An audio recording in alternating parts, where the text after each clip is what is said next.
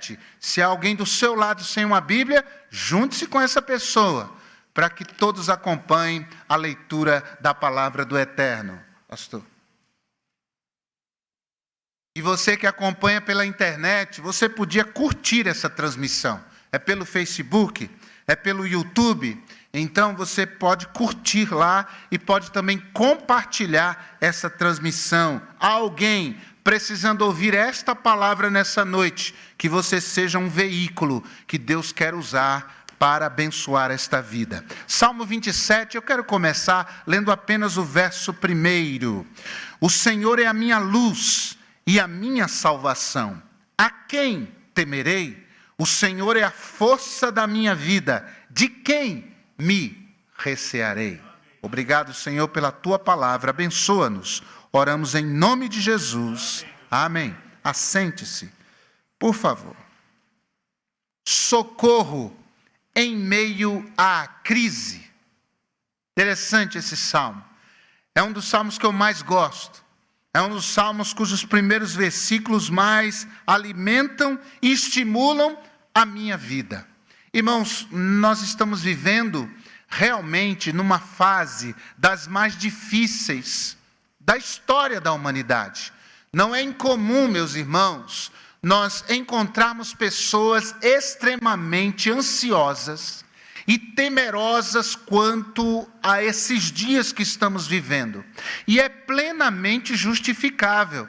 Nós estamos vivendo no Brasil uma insegurança jurídica, uma insegurança política, uma insegurança social. A violência cresce exponencialmente na nossa nação. As pessoas têm medo de andar na rua. Dependendo do horário, elas têm medo de sair de casa, medo de retornar para casa, medo de serem abordadas na porta da sua casa por meliantes, por pessoas que desejam fazer o mal. É muito difícil encontrar alguém que se sente seguro no Brasil, mas essa insegurança, ela ganha inclusive os países de primeiro mundo. Não é incomum encontrarmos pessoas temerosas, pessoas inseguras, pessoas ansiosas neste mundo. Este mundo que jaz no maligno. Esse mundo que Jesus disse, um mundo mergulhado em aflições. E todos, inclusive nós, estamos expostos às aflições deste mundo. Mas louvado seja Deus, nós temos Jesus. Em Lucas capítulo 8, versículo 50, Jesus nos diz: não temas, crê somente. Isso pode parecer um convite à alienação. É como se nós estivéssemos querendo fugir da realidade. Tirar os nossos olhos da realidade e nos escondermos da realidade. Fugirmos da realidade. Mas, irmãos, Davi não era alienado. Davi era guerreiro. Foi capitão dos exércitos de Saul. Era um homem acostumado a enfrentamentos. Era um homem acostumado a enfrentar situações adversas. E cheio de fé, esse homem canta ao Senhor, escrevendo o Salmo 27 e dizendo: o Senhor é a minha luz e a minha salvação. De quem terei medo? O Senhor é a força da minha vida. Eu vou ter receio de quem? Eu terei receio do quê? E olha, irmãos, que Davi vivia em apertos, e neste Salmo 27, Davi estava em aperto, enfrentando uma situação de crise, mas ele escreve, descreve, canta, publica, proclama para todos que ele tinha consolo, ele tinha socorro certo em meio à crise, e é por isso que ele pode dizer quem é o seu socorro, quem é o seu conforto, e ele diz: o Senhor é a minha luz e a minha salvação. Agora, como é que um homem pode se sentir seguro e confortável, seguro e confortável enfrentado em meio a essa vida cheia de tantas inseguranças. Parece que Davi pinta um quadro diante de nós. E neste quadro, ele pinta a crise, mas nesse quadro também ele pinta um refúgio em meio à crise. E por fim, nesse quadro, Davi pinta o seu compromisso para com Deus em meio à crise. Então, em primeiro lugar, o primeiro quadro, ou o pano de fundo deste quadro é a crise. E nós não sabemos que crise era essa. Não há elementos no texto que nos identifique que crise era essa. Provavelmente, dizem os eruditos, que Davi tenha escrito este salmo, primeiro, talvez debaixo da grande perseguição infringida por Saul contra ele. Nós sabemos quem era Saul, o rei que fora deposto pelo Senhor, cuja bênção, a unção do Senhor havia sido retirada e que tornou-se um grande inimigo de Davi, querendo matá-lo. Mas há uma outra possibilidade. A crise que Davi enfrentada podia vir também, além de Saul, de Absalão, o seu filho. Você sabe que quando Davi tornou-se rei, ele cometeu erros. Ele caiu em pecado. Isso fez com que houvesse um descrédito quanto à autoridade, à moral de Davi frente aos seus filhos. Um de seus filhos, ele estupra a sua própria irmã.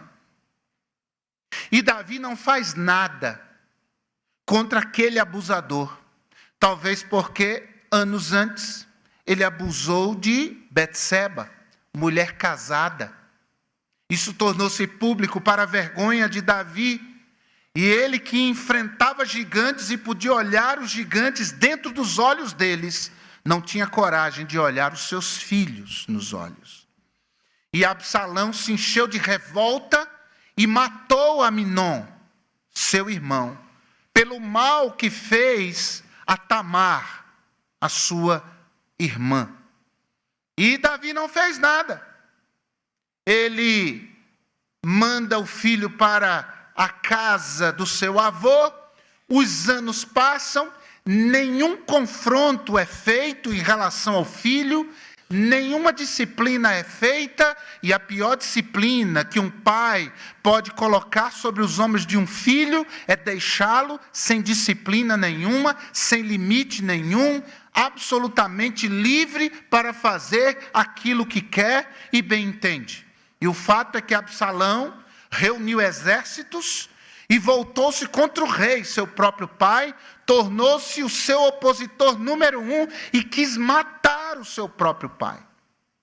Mas uma outra possível fonte de crise na vida de Davi tenha sido quando ele, em meio a uma batalha, voltou-se contra um dos filhos de Golias, aquele gigante que anos antes ele havia vencido.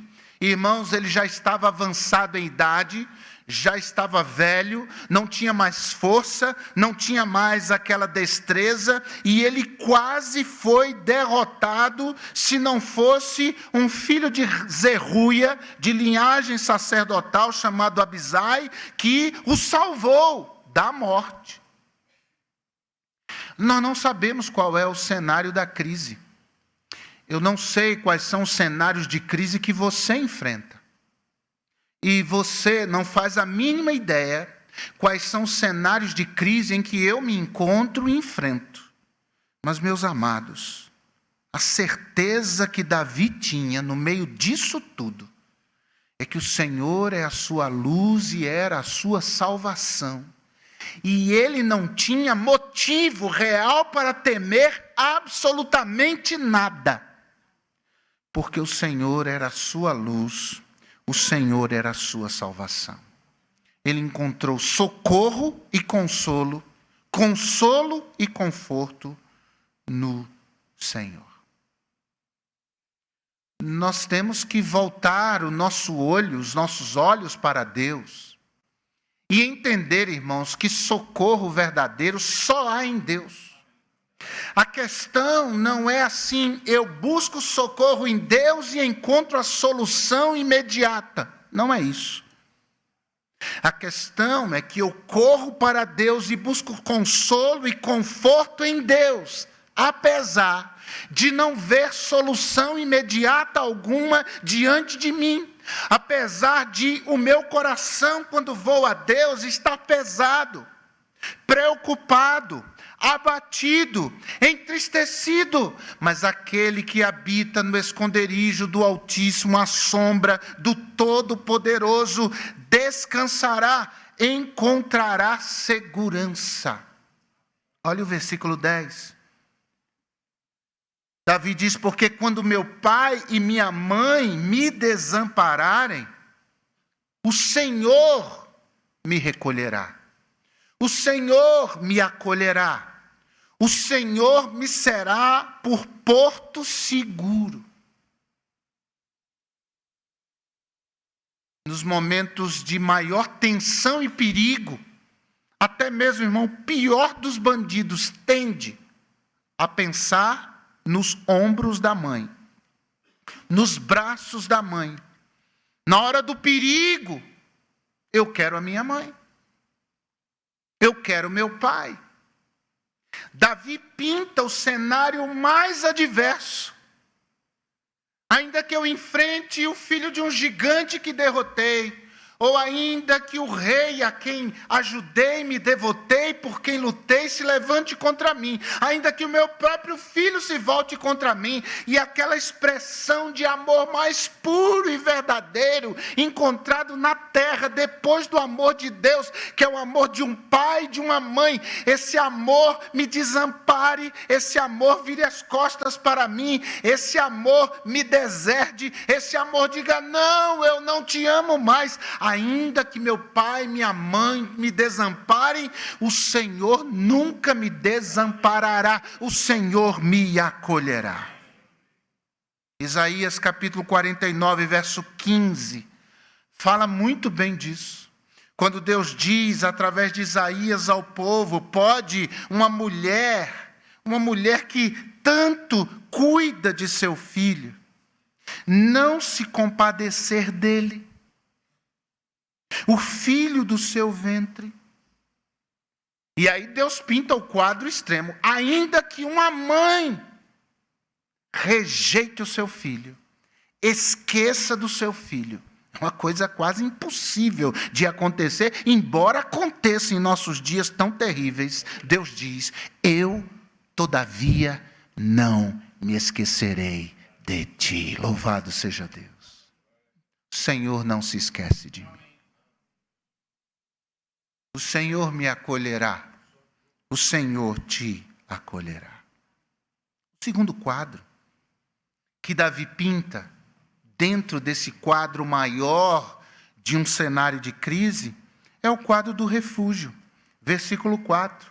Uma coisa pedi ao Senhor e a buscarei, que eu possa morar na casa do Senhor todos os dias da minha vida, para contemplar a formosura do Senhor e inquirir ou aprender no seu templo. Porque no dia da adversidade me esconderá no seu pavilhão, no oculto do seu tabernáculo me esconderá, por-me-á sobre uma rocha. E no cenário de crise, qual era o grande desejo de Davi? O grande desejo de Davi era estar na casa de Deus. Uma coisa pedi ao Senhor e a buscarei, que eu possa habitar na casa do Senhor. E, irmãos, Davi não podia morar na casa de Deus. Ele era da tribo de Judá, ele não era da tribo de Levi, ele não era de cidade de linhagem sacerdotal. Era um pedido impossível de ser atendido, se nós pensarmos nessa perspectiva da descendência. Mas o que Davi está pedindo aqui é para estar na presença de Deus. É para viver na presença de Deus. É para se ver na presença de Deus. Porque, irmãos, em todo lugar onde Deus for invocado, aquele lugar é santuário de Deus, é lugar onde Deus é adorado, é engrandecido, é invocado, onde Deus é louvado. Isso é uma realidade. É claro que é uma bênção estarmos na casa de Deus e podemos cultuar a Deus junto com os nossos irmãos. Não existe cristianismo na solidão. Eu vou ser um crente na minha casa. Eu vou ser um crente de internet. Vou ouvir o pastor A, o pastor B, o pastor C. Isso não é evangelho, isso não agrada a Deus. O desejo de Deus é que nós congreguemos. É da vontade de Deus que estejamos juntos. E juntos nós nos estimulamos às boas obras. Crente que fica em casa isolado é ovelha isolada e é uma presa fácil para o inimigo. Pode ser Satanás, pode ser a carne, pode ser o mundo, o próprio coração que vai esfriando e se torna uma presa frágil, uma presa fraca, uma presa fácil de cair. E existe, irmãos, aquela falsa segurança, ou aquela saúde imaginária, dizendo, não, mas eu estou firme com Deus, aqui na minha casa. Se você tem saúde, se você tem como chegar à casa de Deus, se você tem como congregar e não congrega, eu quero lhe dizer, em nome de Jesus, o seu coração é enganoso, você está enganado, você não está agradando a Deus. Mas é fato de que quando sairmos daqui, em nossa casa, quando formos orar para dormir, aquele lugar torna-se um lugar de irrestrita comunhão com Deus. E quando estivermos no carro orando, ou lavando a louça da casa, ou quando estivermos, irmãos, diante de qualquer atividade, mesmo que profissional, se o nosso coração está voltado para Deus, aquele lugar é Betel, aquele lugar é casa de Deus, ali Deus está e o Senhor será invocado. É por isso que os salmos mais belos que Davi escreveu, não escreveu quando estava em território de Israel, mas quando estava fugindo de Saul. Ele escreveu alguns salmos belíssimos, fora até mesmo das cercanias da Palestina, para além das fronteiras. O grande desejo de Davi era estar na presença de Deus. Na hora da crise, corra para Deus. Na hora da crise, corra para o Senhor. Dobre os seus joelhos. Vá para o seu quarto. Feche a porta do banheiro. Clame ao Senhor aonde quer que você esteja. Mas de todo o coração, invoque ao Senhor. Davi não estava olhando para Saul. Não estava olhando para o filho de Golias. Não estava olhando para a perseguição de seu filho. No momento de crise, Davi optou por buscar socorro em Deus. E às vezes as pessoas criticam. O crente é assim, né? Quando está em apertos, vai buscar a Deus. Graças a Deus que vai buscar ao Senhor. Vai buscar a quem? Ao Lula? Ao Bolsonaro? Vai buscar a quem? O nosso socorro vem do Senhor que fez os céus e a terra. Você crê que os seus problemas são menores do que o seu grande Deus? Olha o versículo 5. Porque no dia da adversidade me esconderá no seu pavilhão, no oculto do seu tabernáculo me esconderá, por-me-á sobre uma rocha. E a rocha dos séculos tem nome, Jesus Cristo, o nosso amado Salvador. Corra para Deus, lá há forças. Corra para Deus, lá há a paz que excede todo entendimento. Corra para Deus em nome de Jesus. Não corra pelos outros. Não corra por causa dos outros. Mas corra para Deus porque você precisa de Deus. E olha a confiança de Davi, versículo 13. Pereceria sem dúvida se não cresse que veria a bondade do Senhor na terra dos viventes. Pereceria eu, se eu não buscasse o meu socorro, o meu refúgio em Deus. Mas nesse quadro há um terceiro aspecto. E que está descrito nos versos de 6 a 14, e eu não lerei todos os versos, mas apenas alguns deles. Porque esse terceiro aspecto desse quadro, além da crise e além do refúgio, há um compromisso que Davi firma com Deus. E observe o versículo 8. A palavra de Deus diz: quando tu disseste, buscai o meu rosto, o meu coração disse a ti, o teu rosto, Senhor, buscarei. Então, para Davi, Deus não era, irmãos, um mero quebrador de galhos. Deus não era um meio para alcançar um fim. Há muitos crentes que lidam com Deus dessa forma. Tornam a Deus em sua cabeça um ídolo. E o ídolo é manipulável. O ídolo a gente pode dobrar. O ídolo a gente pode ameaçar. O ídolo a gente pode barganhar. Se você não fizer o que eu estou te dizendo, eu te ponho de cabeça para baixo dentro de um balde cheio d'água. Se você não fizer o que eu estou querendo, eu não vou colocar água para você lá. Não. Eu não vou acender a vela para você, não. O ídolo a gente manipula. Deus não. Deus não é um ídolo. Deus é o Senhor Todo-Poderoso, dono do céu e da terra, do mar e tudo que nele há. Não se relacione com Deus como se Ele fosse um ídolo, apenas ali à sua disposição para fazer o que você deseja, o que você espera, o que você quer. E quando você tiver o que você quer, você vira as costas para Deus. Deus não é assim. Deus nem quer saber de gente assim, mas Deus quer pessoas que o busquem por aquilo que Ele é. Davi queria era apenas e tão somente ter uma vida com Deus, um compromisso com Deus. No versículo 11, ensina-me, Senhor, o teu caminho e guia-me pela vereda direita por causa dos meus inimigos. Olha o que ele diz: eu quero andar em teus caminhos, porque eu sei que se eu não andar em comunhão contigo, se eu não andar em tua presença, se eu não tiver o Senhor como grande razão da minha vida, o ar que eu respiro, eu perecerei na mão de todos. Por que é que a gente serve a Deus e anda com Deus?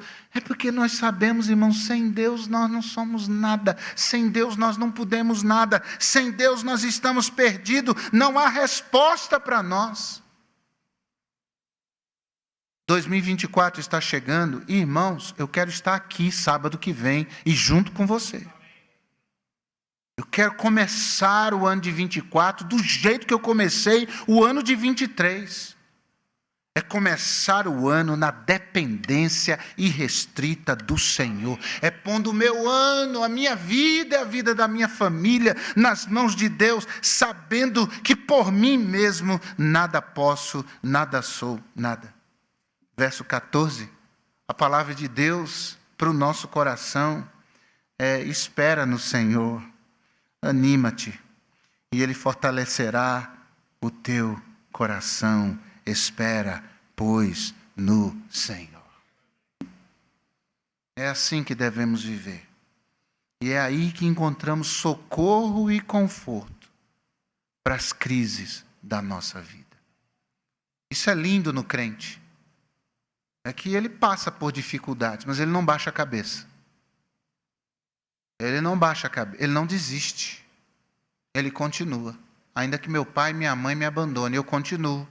Ainda que o inimigo se levante, eu continuo. Ainda que um exército se levante contra mim, eu teimosamente continuo crendo e confiando em Deus. É assim que a gente tem que viver. E nessa última quarta do ano, eu quero renovar a sua memória em relação a isso. Eu não sei como é que você está chegando ao final desse ano, mas eu quero lhe exortar a você colocar os seus olhos em Deus, a despeito de qualquer coisa, e a buscar a presença de Deus, e cultivar essa vida na presença de Deus, Mas o que eu vou fazer para resolver? Você não vai fazer, é Deus que vai fazer. Você só tem que viver um dia por vez. E viver de maneira fiel. Continue fiel. Porque você não tem todas as respostas e todas as soluções, e nem eu. E as questões da sua vida, nem todas são resolvidas, e a minha também não. Mas é ter um compromisso com Deus que nos mantém de pé. E é um passo de cada vez que a gente vai longe. Aí você olha para trás e diz assim, rapaz, olha quanto eu já caminhei. Caramba, e no meio de toda essa aflição, eu achei que eu não ia sobreviver 2 semanas. Não, já tem 6 meses. O cenário não mudou. Mas eu continuo andando. Por quê? É porque é Deus que nos fortalece. E é Deus quem nos mantém. Isso é ser crente. E isso é encontrar socorro e conforto no meio da crise. Amém, meus queridos? Curva a sua cabeça, feche seus olhos.